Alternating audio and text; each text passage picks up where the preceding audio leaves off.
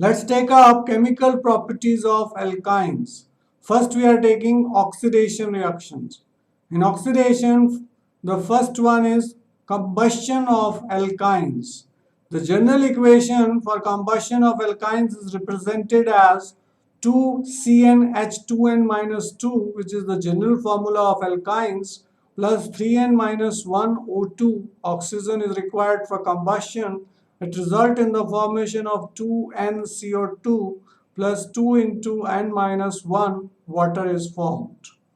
For acetylene, 2C2H2 plus 5O2 gives you 4CO2 plus 2H2O. And the heat of combustion of this reaction is 1800 kilojoules per mole. So it's a highly exothermic reaction, and oxyacetylene flame is used for welding purposes. Let's take up some important points.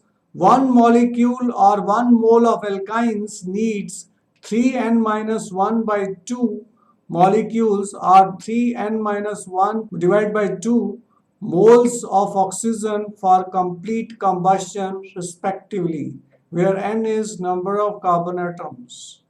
1 mole of alkyne will give n moles of carbon dioxide. 1 mole of alkynes will give n minus 1 mole of water. Oxyacetylene torch used in welding are results of combustion of acetylene. Next, we are taking oxidation with KMnO4. Under mild conditions, alkynes are oxidized to diketones and keto acids depending upon the composition of alkyne. For example, terminal alkynes, this part is oxidized to carboxylic acid. And if there is alkyl group attached to the carbon which is attached to double bond, it will be oxidized to keto group. Let's take up as example 2-butene when reacts with KMnO4. This is aqueous solution of KMnO4. We can even take alkaline solution of KMnO4. This will give you 2 nascent oxygen, and the product formed will be 2,3-butane dione. This compound has common name diacetyl. If you take propyne and oxidize with KMnO4 aqueous solution or alkaline KMnO4, the compound formed is 2-oxopropanoic acid. Here this carbon has changed to keto group and this carbon has changed to carboxylic acid group. The IUPAC name is we give preference to carboxylic acid because that is more preferred over keto.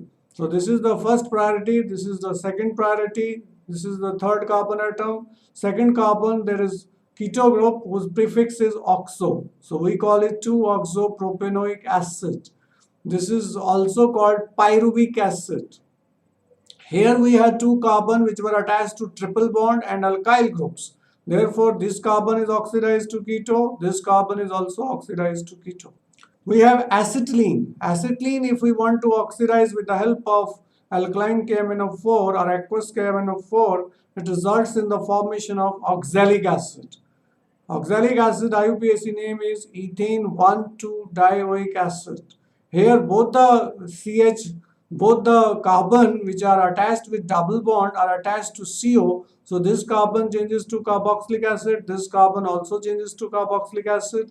This triple bond will change to single bond and we will get oxalic acid. Under drastic conditions, alkynes react to form carboxylic acid. But if there is one carbon, terminal carbon, it gets oxidized to CO2. Reason that formic acid, which is supposed to be formed, gets oxidized to form CO2. So this is propyne on oxidation with KMnO4, alkaline KMnO4 on heating gives you acetic acid plus carbon dioxide. Let's take up important points. During the reaction with KMnO4, the purple color of KMnO4 is discharged.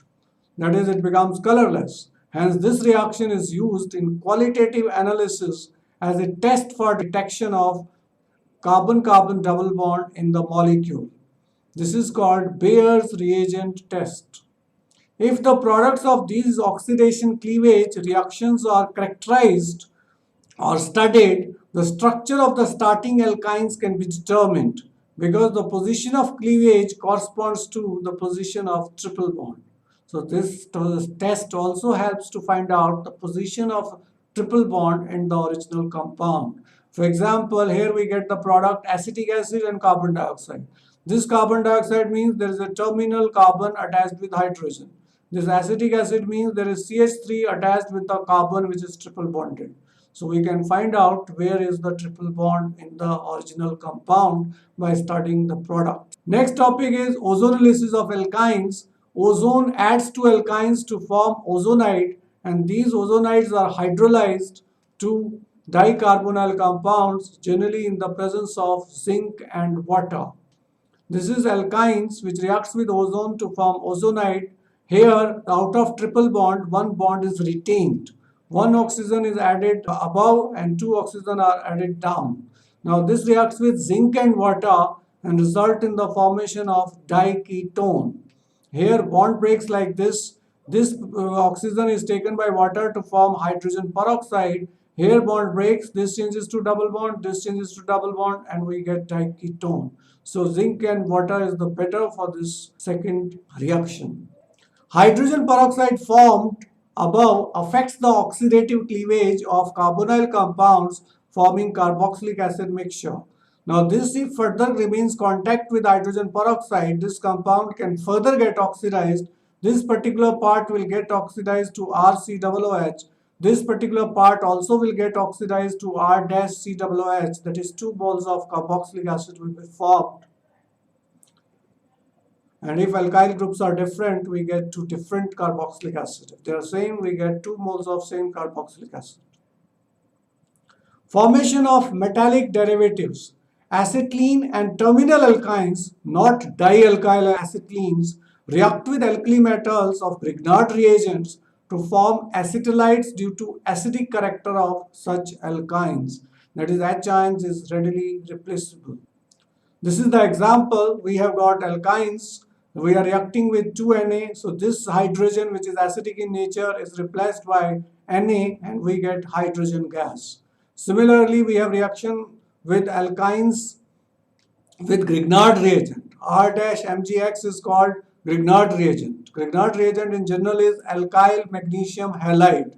Now here also this H will be replaced by MgX and this R- will combine with H positive to form R-H, that is hydrocarbon is formed.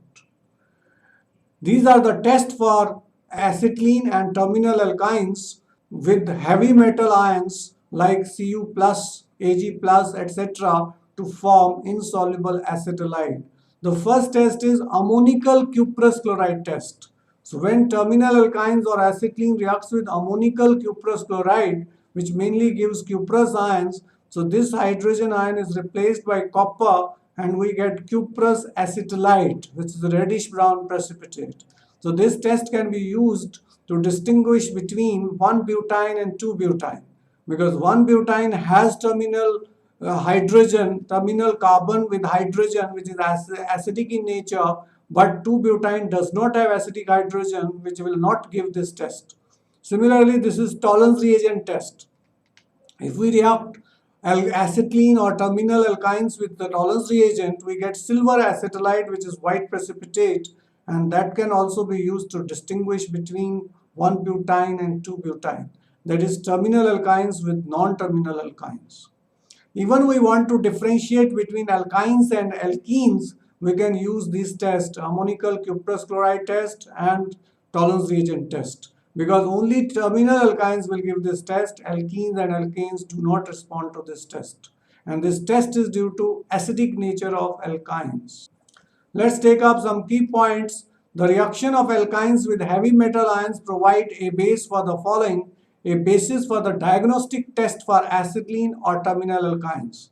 The purification of alkynes can be affected as acetylides are readily decomposed by dilute mineral acid to regenerate acetylene. So if we want to separate alkynes from the given mixture, we can use this reagent and regenerate alkynes back. The separation of alkynes from alkenes and alkanes can be done with the help of metal acetylide. Acetylide, being typical nucleophiles, react with alkyl halides to form higher alkynes. This is acetylide ion which is generated from terminal alkynes, It reacts with alkyl halide, X negative will be removed. Heterolytic fission will take place. This R dash positive will combine with negative ions to form alkyne, that is higher alkynes. Next, we are taking addition reactions. Electrophilic addition reactions. Compared with alkenes, the electrophilic addition reactions to alkynes are much slower. The low reactivity of alkynes towards the electrophile is ascribed to following two factors. The first one is steric factor. Possibly the bridged intermediate cation formed by the initial attack on the triple bond by the electrophile is highly strained and hence unstable, and unstable means it will not be formed readily. This is the highly strained, less stable, this triple bond. If electrophile is attacked, this intermediate will be formed, which is cyclic, strained and less stable. So because this formation is difficult, therefore attack by electrophile is difficult on triple bond. Secondly, triply bonded carbon are sp hybridized, and as we know that pi electrons are more tightly bound to the carbon nuclei, hence they are less available for the combination with electrophile, which is E positive. However, some representative electrophilic reactions, addition reactions, are given below. First, we are taking addition of halogens. Just like alkenes, alkynes also decolorize bromine water. And due to addition reaction which take place, and due to addition reaction, the new compound is formed which is colorless. First, we are adding Br2. Now here first Br positive, that is electrophile, will attack, and the second Br negative will attack from the reverse side or opposite side. That's why we get trans isomer, trans 1,2-dibromoalkene. In the second step, Br2 will be added, one Br will be added here, one Br will be added here, and we get tetrabromoalkane. And in this reaction, bromine water will get decolorized, which shows the presence of triple bond in alkyne.